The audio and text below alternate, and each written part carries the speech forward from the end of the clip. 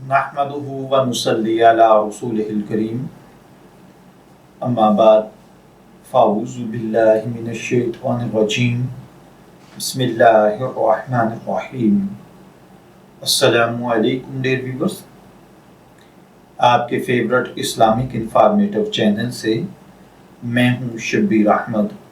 हमारा आज का टॉपिक है कुर्बानी का जानवर ख़रीद कर ज़िबह किए बग़ैर किसी को दे देना। ये एक सवाल है जो कि मोहम्मद आतिफ साहिब ने पूछा है। वो कहते हैं कि कुर्बानी का जानवर जो मैंने ख़ुद ख़रीदा हो, क्या उसे ज़िंदा अपने किसी रिश्तेदार को दे सकते हैं कि रिश्तेदार ख़ुद से जानवर को अपने घर में ज़िबा करे? क्या इस सूरत में कुर्बानी मेरी तरफ से अदा हो जाएगी या नहीं? तो देखिए भाइयों और बहनों, अगर इस रिश्तेदार को आपने उस कुर्बानी का मालिक बना दिया है तो फिर तो ये कुर्बानी आपकी तरफ से अदा नहीं होगी, क्योंकि वो इसका मालिक हो गया तो ये कुर्बानी उसकी अपनी तरफ से होगी।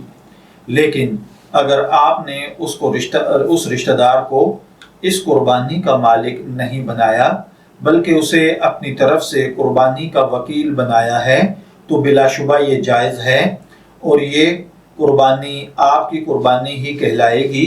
वो इसको अपने घर में ज़िबा करे या जहाँ मर्जी ज़िबा करे और वो उस गोश्त को खुद खाए या सारा बांट दे, जो मर्जी करे, आपकी तरफ से कुर्बानी अदा हो जाएगी।